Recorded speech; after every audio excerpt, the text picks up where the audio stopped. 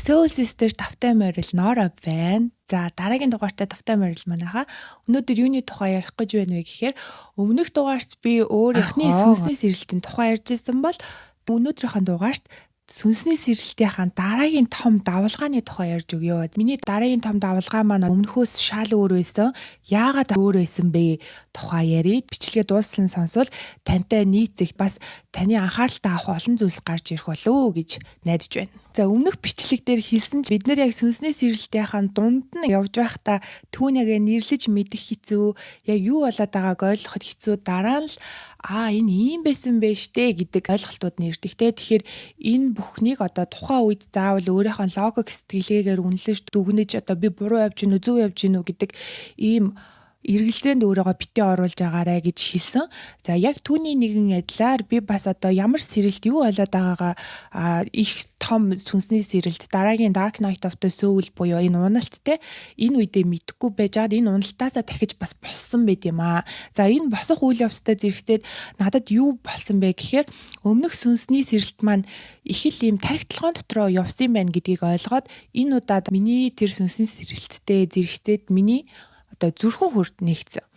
Зүрхэн хүрт нэгцснээрээ надад ямар шинж тэмдгүүд илэрсэн бэ гэхээр өмнө нь заавал одоо альва нэг зүйлийг болон өөрийгөө нөхцөлтэй хайрладаг байсан гэдгийг ойлгож ухаарад ямар ч зүйлд нөхцөл тавихгүйгээр байгаагаар нь хүлээн зөвшөөрч бас түүний гайхамшигыг энгийн зүйлсээс ингээд олж харж чаддаг болсон маань одоо энэ хүү сүнсний сэрэлтийн маш том бэлэг байлаа. Нөхцөлтэй хайрлна гэдэг нь юу вэ? Яа надад ийм ихтгэл үнэмшил суучихсан бэ гэхээр энэ бол маш багын үйл явдлаас болсон байдаг юм аа.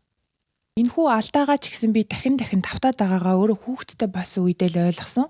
За хүүхд дээр маань болохоор яаж илэрсэн бэ гэхээр би зөвхөн тэр хүүхэд миний үгэнд орсон үед тэр хүүхэд миний харах өнцгөр миний ихтгэл үнэмшлэр зөв зүйл хийх үед те жишээлбэл тоглоомоо хураах ч юм уу хоолоо идсэн үед нь хайртай шүү чи яасан хөөрхий юм бэ ээж нь хүүдээ хайртай шүү гэж хэлээд исэн байдий.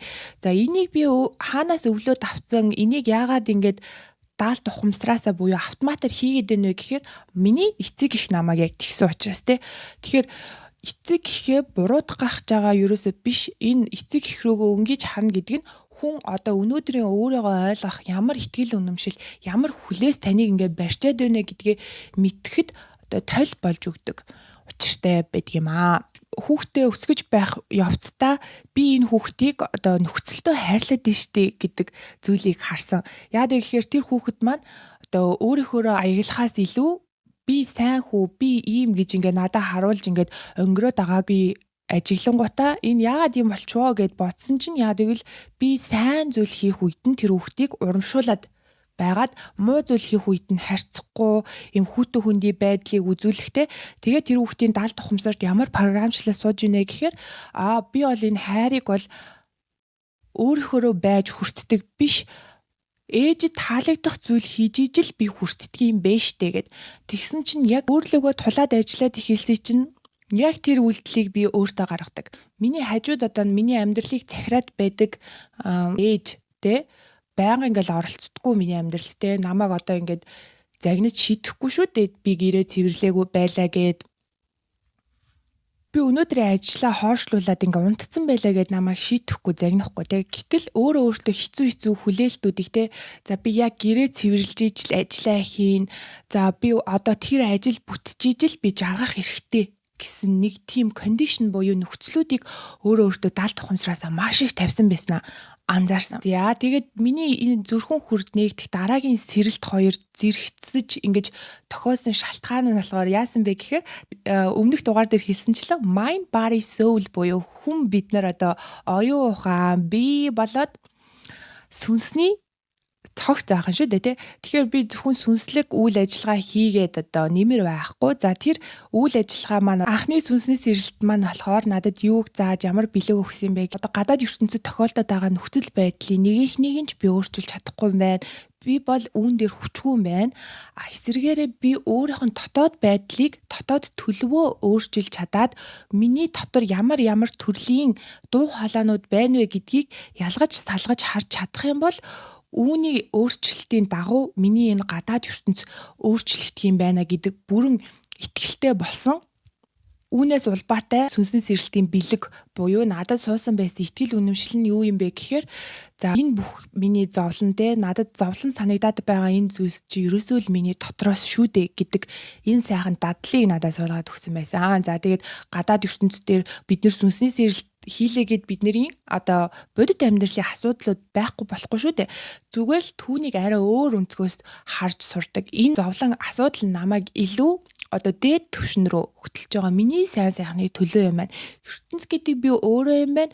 ертөнц хизээч миний эсрэг ажиллахгүй юм байна. Намайг илүү сайн сайхан руу тэмүүлүүлж одоо зориулж байгаа юм байна гэдгийг ингээ гүн гүнзгий ухамсарлах тэрхүү сайхан харах үнцгийг бүтээж өгдөг учраас тэр амьдралын зовлон багасаад байгаа биш түүнийг давж туулах хүч нь нэмэгдэж байгаа гэсэн үг байдаг. За тэгээд сүнсний сэрэлтээ хийгээ Dark Night of the Soul-өөсөө арай гэж нэг ингээ талархаад гарсан байдаг. За түүний дараагаар болохоор дараагийн чаленжууд бас ингээ надад гарч эхэлж байгаа. Тухайн үед болохоор яасан бэ гэхээр би аль хэдийн энэ Soul Sister podcast-а эхлүүлсэн байсан. Тэгтээ Soul Sister podcast-а эхлүүлж гисэн байсан. Энэ одоо ямар шинж тэмдэг юу болж байна гэхээр маш их мэдлэг мэдээллийг ингээ гаднаас цуглуулад мөн өөрийгөө channeling хийж чаддсан байна гэдгээ мэдсэн. За тэгээд анх бол энийг ингээ олж мэдчихэд би ингээд өөрийгөө айгу онцгой байдлаар мэдэрч илаа л та. Гэвч яг үүнийг хүн болгон хийж чаддсан байж тээ гэдэг их сонирхолтой гоё үнцгийг надад үүсчихсэн. Үүнтэй холбоотой бичлэгийг үзхийг хүсч ивэл дээд ухамсартайгаа уулзах гэдэг ийм бичлэг байдаг манай. Тэгэхээр яаж вэ гэхээр бидний higher self буюу бидний дээд ухамсар тэрхүү flow state буюу урсгалдаа ороод энэ state-д одоо хүн болгон орж үтсэн байдаг. Та өөрийнхөө дуртай нэг зүйлдээ төвлөрөөд хийж итэл цаг хугацаа яаж өнгөрсөн нь мэдэхгүй цаг хугацаа маш хурдан өнгөрөөд тэгээ та үгээр хэлхий аргагүй олон бүтээлч зүйлийг гаргачихсан маш сайхан ертөнцид бэжсэн байдаг шүү дээ. Байж захтаа яг анзаардаггүй дуусныхаа дараа нь түүнийг анзаардаг. Үүнийг болохоор channeling хийх гэж шилдэг. Энийг хүмүүс ухамсартай ч хийдэг, ухамсаргүй ч хийдэг. За бүхий л хүн төрөлхтний гайхамшигтай уран бүтээл, шүлэг дуунууд болохоор энэ channeling хийх арга замаар гарч ирсэн байдаг. Тэгээд ингээд маш их мэдлэг мэдээлэлтэй болсны дараа энэ channeling хийж байгаагаа болохоор ямар нэгэн подкаст юм уу номноос би channeling хийж гин гэж мэдээгүй. Тухайн үед болохоор өөрийгөө ойлгохын тулд гаднаас авсан мэдлэг мэдээлэлээ цэгцлэхийн тулд маш их бичдэг байсан. За тэр бичиж байх үйл явц донд би өөрөө ч мэддэггүй маш олон мэдээллүүдийг за хүн бол ингэж channeling хийдэм байх те. Хүний дотор ийм олон төрлийн дуу хоолой бөгөөд одоо харт цагаан дүрснүүд байна гэх мэтчлэн дараа нь ингээ уншихаар өөрөө ойлгохгүй айгүй олон мэдээллүүдийг бичсэн байдаг. За тэгээд энэ юу болоод байна гэсэн чинь channeling хийгээд байгаа юм байна. Тэгээд энийг бол хүн болгон хийж чаддгийм байна. Гол нь тэр логик ухаанаас хитийдэж логик ухаанаа давах нь хүний өөрийнх нь чаленж байд юм байна гэдэг ойлголтыг мэдэж авч ирсэн. За тэр болохоор логик ухаан яаж давагддаг хүн flow state буюу тэр урсгал руу хэрхэн орд юм бэ гэхээр эхний ерөөсө 5-10 минут л байдаг. Тэр 5-10 минутанда та тогтод сууж чадаад төвлөрч чадах юм бол тэр урсгал руу одоо ингээ ордог. Тэгэхээр тэр логик ухааны ханыг нэвтлэхэд биднэрт ерөөсөө 5-10 минут л хэрэгтэй байдаг. За энэхүү арга техникээр бол одоо Soul Sister-ийн олон сайхан бичлэгийн мэдээллүүдийг олж авсан байдیں۔ За тэгээ тэр мэдээллүүдээ би ингээ гаргаад эхэллээ. Сайхан хүмүүс түгэж эхэллээ. Үүний маань зүгээр ашиг мэдэгдээд хүмүүс намайг сонсдгоо илэрхийлээ надтай ингээд холбогдож эхэлсэн. За гэтэл би бас л нэг юм тийм сэтгэл ханамжгүй бас байдал дээр ирсэн. Өмнө нь авсан маш их мэдлэг мэдээлэлтэй тэр даунлоуд хийж авсан information мэдээллүүдээ би ингээ гаргаад тавьчлаа. Миний өмнө нь маш их мэдлэг мэдээллүүдийг ингээ гаднаас болоо өөрийнхөө дотроос авлаа. Тэгээд тэр хүний өөрт нь юм багтаамж байдаг. Тэр багтаамж юугаар хэмжигддэг вэ гэхээр хүний мэдрэлийн системээр хэмжигддэг. Тэр мэдрэлийн систем чинь хэр хүчин чадал сайтай байна. Тэр хүчин чадлаас хамаарат та хэр их хэмжээний мэдээлэл татаж авч чадах вэ? Буцаага татаж авсан мэдээлэлээ боловсруулж гаргаж чадах вэ гэдэг чинь таны ерөөсөө мэдрэлийн системийн багтаамжаас хамаардаг. За тэгээ миний мэдрэлийн систем мэдээж лимиттэй юм болохоор миний ингээд сав дүрээд тэр дүүрс нь хальж асаараад үүнийгээ гадагшлуулчлаа тий. Түүнийхэн дараа ингээд маш юм хоосон орон зай руу орсон. Дахиад юу ч мэдэхгүй байгаа юм шиг те дахиад юм ганцаардл гуниг готрол руу орсон. За энэ үед намайг юу аварсан бэ гэхээр өмнөх бичлэгэн дээр хэлсэнчлэн mind body soul те энэ гурвын аль нэгэнд л одоо гүнзгий нөлөөлж чадхад гацалтнаас гарч чаднаа гэдэг. За тэгээд миний амьдралд нэг өөрчлөгдсөн зүйл нь юу юм бэ гэхээр йог хийж эхэлсэн. Өмнө нь одоо гүйсээр агаад ингээд сэрлээ гээд маш юм эргэтэлийг инээрэх талын сүнсний сэрэлтийг хийсэн байна. Энэ оюун ухаанд болсон байж тээ. Тарих мэдрэлийн систем, оюун ухаан гэдэг бол бүгдээрээ нэг зүйл. Энэ бүхэн маань нэлээд тийм ир энергитэй байдаг. Ир энерги гэхээр шийддэг, тооцоолдог, үгээр өөрийгөө сайн илэрхийлж чаддаг, үйлдэл хийдэг, илэрхийлэм сайтай ийм энерги байдаг. За тэгэнгүүт дараагийн миний сүнсний сэрэлт болохоор нэлийн эмгтээлийн энергитэй болоод өөрийнхөө бас эмгтээлийн энерги дээр ямар олон зүйлийг ингээд эдгээж харж чадаагүй байсан эмгтээ хүн гэдгийг яасан их дутуу ойлгодог байсан бэ гэдгийг надад мэдрүүлсэн сэрэлт болсон. Түүнтэй зэрэгцээд яг миний одоо зүрхэн хүрд нэгзээ ингэж өмнө нь одоо хаалттай байсан гэж ойлгож болохгүй. Яг ингээд нэг юм хаалга паг гэж харагдаад хизэж нээгдэхгүй байгаад эсвэл ингээд нээгдчихээрээ хизэж хаагддаггүй зүйл гэж бас ойлгож болохгүй. За яг энэ үедээ зэрэгцээ зүрхэн хүрдийг одоо төлөөлдөг чакраны өнгө гэдэг чинь ногоон өнгөтэй. Манай аав нэг 12 сарын 31-ний бэлгээр надад ийм ногоон өнгөтэй хөөрхөн спикер бэлгэлсэн байдیں۔ Тэгээ өмнө нь болохоор би нэх их тийм дуу муу хөгжим сонсоол ингээл уянгалал цуудаггүй байлаа л да. Тэгээ тэр өсөлтийн үед маа надад тэр ногоон спикер ирээд нэгдүгээрт, хоёрдугаарт би йог хийж эхлээд манай одоо хамгийн сайн найз надад ийм йогийн хичээл байдаг ийм онлайн хичээл байдаг гэж санал алгаад түүнийг дагаж хийсэн. Тэгээд найз нөхөрлөлийн хүрээлэл гинт ингээ өөрчлөгдсөн. Би айгүй тийм мэдрэмжтэй урлагийн хүмүүсээр өөрийгөө хүрээлүүлж эхэлсэн л дээ. Тэр долгион тавтамж өсөж явах үед ингээ гинтийн юм өөрчлөлтүүд надад тохиолдож ирснийг сүүлд нь би мэдчихэ. За тэгээд тэр ногоон спикер болохоор миний амьдралд яаж нөлөөлсөн бэ гэхээр би ингээ дуу хөгжмийг ер нь их ойлгодоггүй, ихэвчлэн юм pop тухайн үед одоо ямар дуу хит болж ийн түүнийг ингээ сонсоол ингээд явдаг байсан бол бүр илүү гүн гүнзгий дуу хөгжим гэдэг чинь ийм штэ. Одоо чи ингээл өөрийгөө үгээр илэрхийлээд байна те. Чи үгээр илэрхийлэх шаардлагагүй тэр дуу хөгжим гэдэг одоо интернэшнл олон улсын бүх хүн үүнийг ойлгодог хэлээр өөрийгөө илэрхийлж болно те. Мөн тэр хүний илэрхийлэмжийг түүгээр дамжуулан ойлгож болдсон байж тээ гэдэг сайхан үнцгийг одоо манай урлагийн мэдрэмж өндөртэй найзууд маань надад тэрхүү замыг нээж өгөөд тэгээд аавын маань өгсөн тэр сайхан зүрхэн үрдний өнгөтэй спикерээр би ингээд дуу сонссоор агаад маш юм бас дахин юм нэг сэрэлтийг хийж исэн. За түүнтэй яг зэрэгцээд хажуугаар нь йог хийж исэн те. Өмнө нь би ингээд сүнсний сэрэлт хийцэн байсан болохоор одоо тэр йогийг хийж явах үедээ аль төвшөнд ингээд нөлөөлж байгаа нь маш их гой таалагдаад айгу тууштай хийж чадсан. Йог эрчимтэй игээд 1 жил болчихсон байна. Энийг ингээ 1 жил хийхээс өмнө нөгөө гүйдэг байснаа яасан юм бэ гэж бодож байгаа. Тэгээ гүйлт маань ер нь бол надад ингээ үйлчлэхэ болцсон. Нэг бүхэл бүтэн ингээ жил гараа 2 жил гүйсэн болохоор сүүлдээ тэрэндээ ядраа залхаад ингээ нэг юм ажил шиг болцсон байсан надад. Тэгээд түүнээсээ залхаад өөр ер нь хөдөлгөөнтэй гоё юм байд юм болов гэд яг асуухтаа зэрэгцээд одоо асуувал нөгөө хариулт нь нэрдгийн зарчмаар манай ихэр сувд найз маань тийм сайхан зүйлийг надад санал болгоод одоо ингээ насан турштай йог гэдэг энэ сайхан ертөнц рүү оруулж өгсөнд ингээ маш их баярлдаг. Йог бол тэр аяараа өөрөө бүр шал өөр ертөнц байдаг. Бидний одоо ингээд ойлгох гол зүдрээд байгаа энэ сүнслэг бүх байдал бол йогоор тайлбарлагдаж болдог. За тэгээд тэр йог хийгээд ихсэн чинь айгүй сонин зүйл тохиолдсон юу вэ гэд бодоход одоо маш их зүгээр ингээл хийгээл байж захта янз бүрийн байрлалуудыг авч яхад уйлал маш уйлал хамгийн төгсгөлд нь шаваа санаа гэд корпус буюу одоо ийм өгцөн юм шигээр өөрийгөө мэдэрдэг юм байрлалыг авдаг. Тэрэн дээр ерөөсө учир зүггүй л уйлаад байсан те. Тэгэл йога хийж дуусаад уйлал.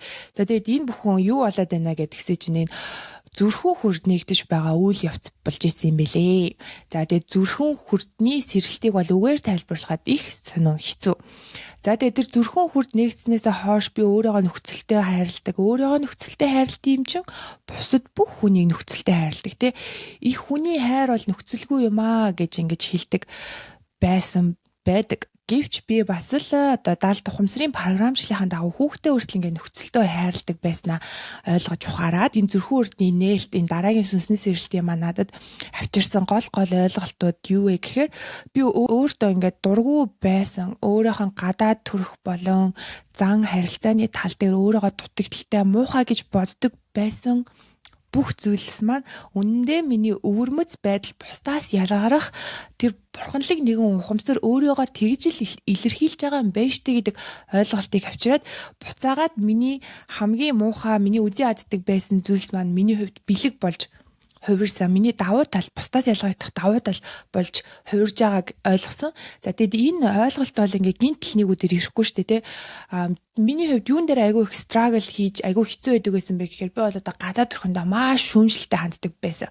Тэр одоо юутай холбоотой вэ гэхээр намайг ингээ баг байгаад л ингээд ногоонүүдтэй бол их муухай зуухай ингээд шар гээл хүүхдүүд бие биенээгаа бүлэддэг. Тэгж яг ингээд маш доголдог байсныг яагаад ч юм шарал бол муухай гэдээ ойлгоцсон байсан тийм. Гэтэл яг үнэндээ ингээд харсыг чинь тэр шар байгаа өөр байгаа байдал маань ч юм уу тэр бол миний давуу тал байсан байна гэдгийг одоо энэ зүрхний нээлтээр зүрхүү хүрд нээгдэх үедээ би ингээд маш ойлгосон. За тэгээд зүрхэн хүрд буюу энэхүү сэрэлт маань хүнд өөр юуг ойлгож болдог вэ гэхээр алдаа бүхэн чинь таны азгуутал гэж бодсон бүхэн чинь үнэндээ таны одоо гарц гаргалгаа байсан юм аа. Таны одоо дараагийн ухамсарын түвшин рүү шилжүүлэх гайхамшиг байсан юм аа гэдэг одоо бүх зүйлийг хүлээн зөвшөөрөлт өөрөө аажмаараа ингээд ирдэг. За тэгэхээр энэхүү зүрхний сэрэлт буюу дараагийн түвшний сэрэлтийг надад юу ихлүүлсэн бэ гэхээр өмнөх тэр тарих толгойн сэрэлтийн үеэрээ хийжсэн олон бяцлаглууд.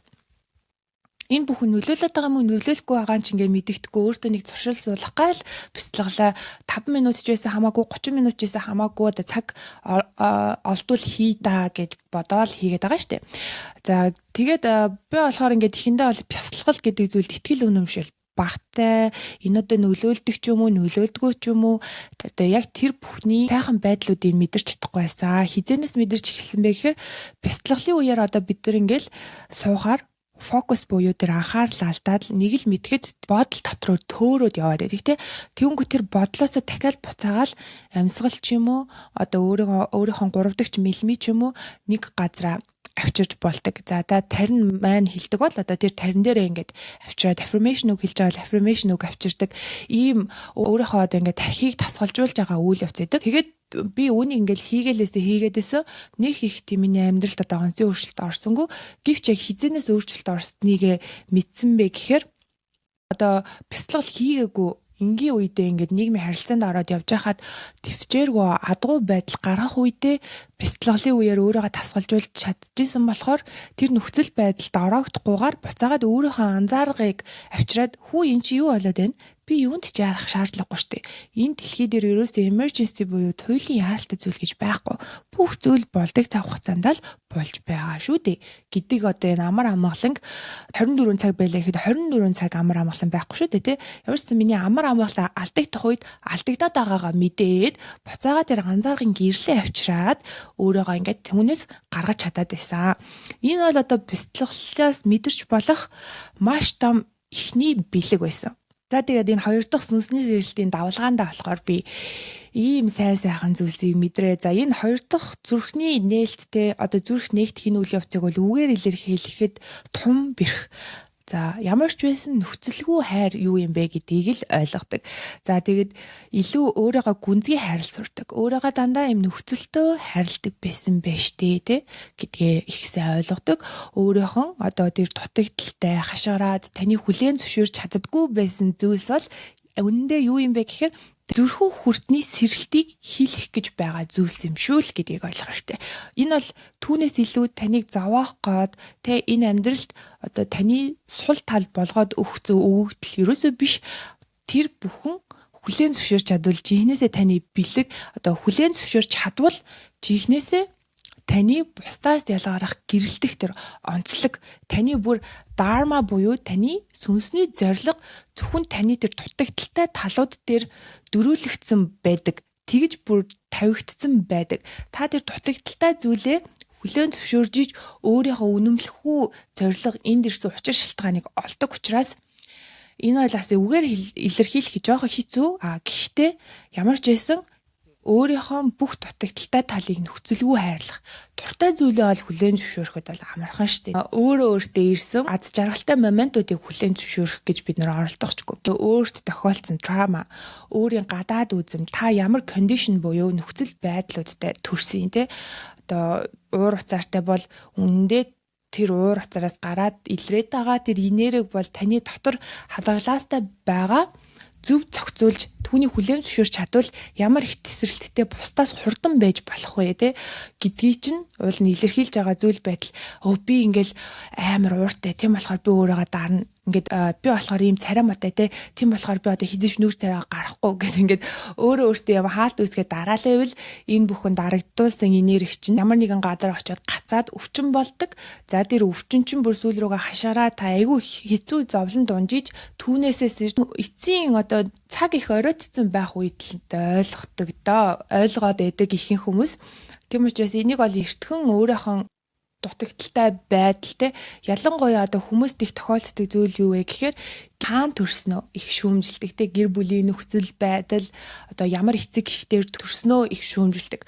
Яг үнэндээ яг түүнээс таны өсөлт яг тэр төрөлт тэр гэр бүлд та төрсөн учраас таны амьдралын зорилго ийм байжээ. Таны одоо утга учир ийм байжээ гэдэг та үүнийг даван туулж гарах юм бол тэр цаатлын бэлэг таны оюун ухаан нэгт гээд байгаа учраас таны сүнс сэрх гээд байгаа учраас яг тийм нөхцөл байдлуудыг өөрөө өөртөө зохиож сүнс ингэж сонгож төрдөг юм шүү гэдгийг маш сайн ойлгосон. За тэгээд энэ зүрхэн хүртний нээлтийг хийхэд надад тусалсан зүйл бол энэ удаа дуу хөгжим байлаа. Өмнөх тархитлагооны одоо сэрэлтийг хийхэд тусалсан зүйл бол өөрөөсөө асуулт асууж би яагаад ингэж бодоод сэтгэдэм бэ те. Тэгээ бас тэр зүрх сэтгэлийн дуу хоолойгоо дагаж чадсан байсан бол энэ удаад одоо миний энэ сэрэлтийг эхлүүлсэн зүйл бол дуу хөгжим үнэхээр юм байлаа. Урлаг уран сайхан байлаа. Кино үзэх энэ бүхэн чинь л нэгэн ухамсарын бурханлаг илэрхийллүүд байсан. Энэ илэрхийллүүдийг дотоод шүүмжлэлгүйгээр ингээд хүлээн авч чадсан нь одоо энэ сүнслэг сэрэлтийг эхлүүлэх бэлэг болсон. За тэгээд өөрийгөө бас мөн маш их мэдээлэл татаж авсан. Тэр мэдээллүүдээ гадагшлуулж байсан нь миний энэ удаагийн зүрхүү хүрд нээгдэх шалтгаан болсон мэт. Зүрхүү хүрд нээгдснээрээ танд ямар бэлэг ирдэг вэ гэхээр та хүлээн зөвшөөрч чаддаггүй байсан тэр дайснуудаа хүртэл маш өөр өнцгөр харж өөр сэтгэл хөдлөлөөр хайрлаж эхэлдэг. Энэ хүмүүс л байсан учраас өнөөдөр одоо би ийм сайхан амьдрах энэ зүйлсийг ухаарах боломж олцсон юм биш тэгээд ямар ч альва нэг зүйлийг дайсны нүдээр харж чаддаггүй. За тэгээд зүрхүү хүрд нээгдээд ирэх үед бол ингээд хүний тархинаас ялгарч байгаа дэлгөөн, зүрхнээс ялгарч байгаа дэлгөөн хоёр ингээ шал өөр болчдөг. За тэр unconditional love буюу нөхцөлгүй хайрыг ингээ гадагшлуулах те нөхцөлгүй хайрыг бас буцаан хүлээж авах үедээ болохоор бидний бодит байдлыг ер нь юу бүтээж байна гэхээр тархинаас ялгарч байгаа цахилгаан, зүрхнээс ялгарч байгаа соронз энэ хоёр нийлээд соронзон орон буюу бидний ингээд аураг үүсгэж идэг.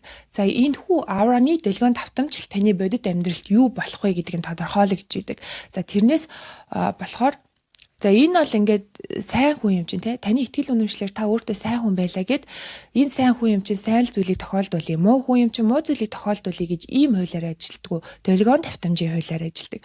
Тэгэхээр тэр зүрхнээс ялгараад байгаа соронзыг юу бүтээдэг вэ гэхээр одоо таны мэдэрч байгаа мэдрэмж тархинаас ялгараад байгаа тэр цахилгааныг юу бүтээж ийнэ гэхээр таны өдөр тутамдаа бодож байгаа бодлууд жижиг бодол бүхэн цахилгаан гүйдэл одоо шинжлэх ухаан хүртэл үнийг ингээд цахилгааныг хэмждэг хэмжигдэхүүнээр хэмжижчихсэн байдаг бодол болгон жижиг хэмжээний ийм цахилгааныг үүсгэж байна гэдэг. Тэгэхээр энэ цахилгаан соронз хоёр маань нийлээд биднийг бүтээж байдаг цахилгаан соронзон орныг үүсгээд тэр соронзон орноос ялгарч байгаа дэлгөөн давтамж таны бодит байдлыг бүтээдэг. Тэгэхээр бодол мэдрэмжийн хүч гэдэг бол энэ байдаг бахнэ. Зүрхэн хүрдний сэрэлтийг хийсний дараа одоо муухай зүйлийг мэдрэх үед юу болдог вэ гэхээр өмнө нь одоо байсан ч юм уу байхгүй ч гэсэн юм уу гэдэг зүрхээ мэдэрдэггүй байсан тэр зүрхээ мэдрээд энэ зүрх чинь тусдаа ой санамжтай юм биш үү гэдгээ үнэмлэхүү биен дээрээ мэдэрдэг. За тэр ой санамжинд юу хадгалагдаад үлдчихсэн байсан бэ гэхээр миний багын шархалсан шарах бүхэн, миний багтаа идэлсэн хайр бүхэн, тэгээ нөхцөлгүй хайрлагдсан мөч бүхэн ингээ бичигдээд үлдсэн. Одоо тэр үлдсэн тарих зүрхний ой санамжаараа л би одоогийн энэ гадаад ертөнцөө бүтээгээд надад юу болно, юу болохгүй гэдгийг би ингээд аль тухамсараараа шийдэд яваад исэн биз дээ гэдгийг ойлгосон байдаг. Дараагийн бичлэг дээр болохоор манайхаа энэхүү соронзоо орн таны бодит байдал амьдралыг хэрхэн бүтээдэг талаар илүү дэлгэрэнгүй ярих гэж бодож байна. За дараагийн дугаараар уулзцгаая. Баяртай.